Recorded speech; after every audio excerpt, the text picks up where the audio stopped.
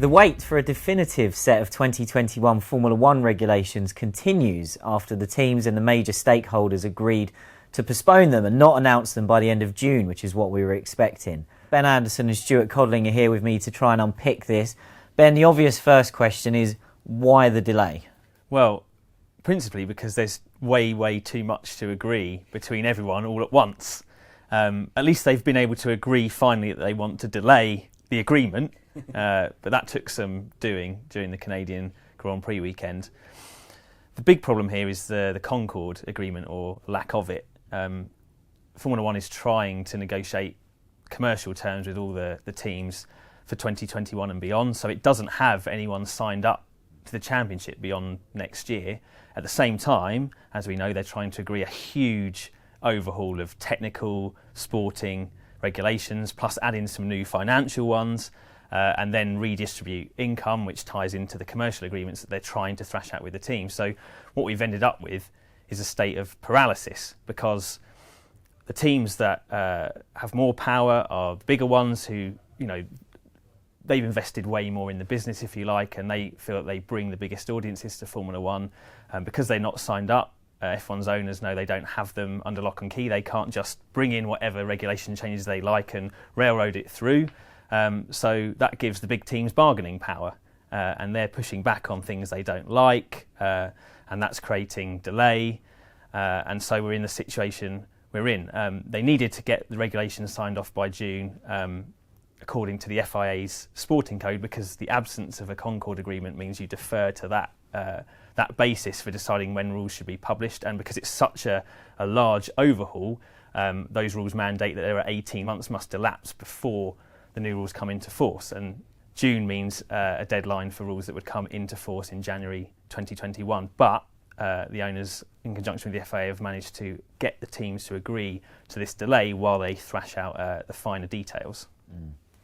Codders, with the teams being so involved in what we're trying to achieve for 2021, should we approach this with an air of cynicism, perhaps, because everybody's looking out for their own interests? Or, as Ben has laid out there, is F1 facing an impossible task to get this right, really, whatever happens over the next few months? What kind of staggered me was that pretty much all the teams were in unison when they said that the technical package that had been shown to them was a bit green. I think green is a word that two different people, I think Matteo Binotto and Andy Green from Racing Point, described them in that turn of phrase. So clearly the rules package was not really mature enough to push forward at that time. So that's why they were broadly in agreement that a delay was a good thing.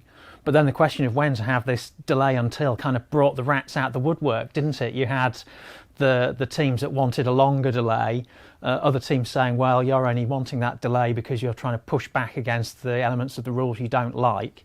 And there's still a few elements of the sort of the big picture things that don't quite chime well with some teams. Cyril Abitbol said that with the removal of elements of the hybrid system, that you're going to end up with cars that have a lower power to weight ratio than they have today. And the performance is supposed to be the big sell of Formula One. So you're getting into the thing of, are we conceptually going away from what Formula One should be about? So it seems like we're having more debating points rather than fewer ones at a time when we should be kind of narrowing the options down to the optimal sort of package we want. Yeah, we always get into this state when the rules are up for debate, and that can be just over technical rules. We had this with 2017 regs, which is the last major overhaul, but that was in one specific area. Now we've got all elements of the sport up for grabs, and you can't be all things to all people with Formula One. There are trade-offs, and it seems like increasingly we want to have everything. We want to have closer racing, but we also want to have the highest performance cars, but those things go against each other, and that leads to scrabbling over the aerodynamic rules. The one good thing, I think, that's coming out of this is we seem to be getting close to agreement on the budget cap, which is one of the probably the major differentiator of performance. Whether that figure of $175 million a year, I think it is, covering only chassis development, not engines, drivers or marketing, makes it into the final publication is yet to be seen. But that is at least an indication that the big teams are giving ground. But the problem here is that, again, they just have too much power in a situation where Liberty Media and the FA need those teams to sign up to the Championship beyond 2020. If they already had them under contract, they could force through a lot more of what they want to see in terms of their wider sporting revolution. Yeah, we come to this kind of point where trying to please all the people all the time isn't really working, because there has to be a point where someone says to the teams, this is how it's going to be, no more debate, we're going forward with this, take it or leave it. But the difficulty is that you have the grandee teams, the Ferraris of this world, who have, well, arguably quite rightly, a stronger perception of their value to the sport. So do they get a proportionally louder voice?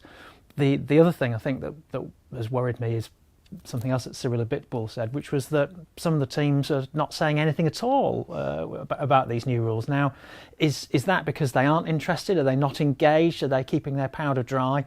Or is it kind of symptomatic of the new Formula One, where you have the grandee teams, the manufacturers, who then have almost a power base? They have these client teams where they have supply relationships, parts relationships, such as Ferrari and Haas, in where you have teams basically building power blocks. I was amazed actually when I saw that, the idea that some teams arguably aren't really participating in the debate. Now, the image we've got here is, this was mocked up by our 3D animation team back when the initial images from Ross Brawn's presentation Singapore last year, I think, when they were leaked, because Ross was surprised that if you do a big presentation, someone will cool capture it image on their iPhone on a screen, someone might take a picture of it and share it on the internet. But with all the details that you've both laid out there, are we heading towards a solution that will be such a compromise that it'll actually be much more watered down than the original kind of revolution that was being talked about for 2021? I think that's almost inevitable, isn't it? We've already seen it with details that have come out about the engine regulations. You know, there was a much bigger revolution planned in that area, but the manufacturers pushed back, and we've had a compromise version of that section of this overhaul already published, or preliminary published. So I think the longer this goes on, especially, you know, as we keep saying, the big teams have power in the bargaining game that if they'd signed up already to the Championship beyond 2020, they wouldn't have, and that inevitably leads to the stakeholders to have to kind of listen to them and water things down to a level that they will all accept. The flip side is that with compromise and delay, you get the chance perhaps to work out some of the unintended consequences of the changes. Christian Horner was going on about this in Canada. So if you take the budget cap as a case in point, yeah, you can agree a broad figure, but then you've got to work out how you implement that cap, and when all the teams are structured differently, there'll be different ways that they can potentially get around those regulations. So the one good thing I think we can say for this delay is there's a chance to iron out more of the creases. Also, when you change one thing, you can measure the effect of that change. When you're changing a whole load of things at once, it's very difficult to work out what's a consequence of what. And I wonder if, as we sort of progress towards 2021, you'll get this situation where the bigger teams who have, shall we say, more of an incentive for the status quo to remain because they're in a dominant position, almost forming a kind of a compromise alliance with the smaller teams who've been the biggest agitators for change, because those small teams might look at the cost of that change and decide that they don't really have the stomach for revolution after all. And then you get the extra complicating factor of good old-fashioned F1 paranoia, which is what seems to be at play with some of Cyril Bitterbull's comments. You get the bigger teams, agreeing to a nominal budget cap figure and saying, oh yeah, well, no, we're happy to delay, and then suddenly, even if that delay is against their own interests, a Bitterbull will say, oh no, they can't be genuinely meaning that position because they must be acting in self-interest, because surely we all are. And then it becomes a game of bluff and you can't really work out what anyone means. Toto Wolff has said that actually rule stability would be the best thing for closing up the field. So arguably a rule change is in their interests. Because they have the most resource to commit to working out the new rules and getting the best out of them. Yeah, exactly. So this extra element of politics and who's being genuine in what they say and what their real position is comes into play on top of all these things, as you mentioned, Codders, that are spinning at once. It's so many things to try and sort out in one go, and that just leads to paralysis. I think at the end of the day, when these teams couldn't even reach a proper and prompt agreement about when to delay the announcement or agreement of the rules until, they shouldn't really be given much of a say in the shaping of those rules. Otherwise, we'll still be here drawing our pensions, wondering what the new thing's going to look like.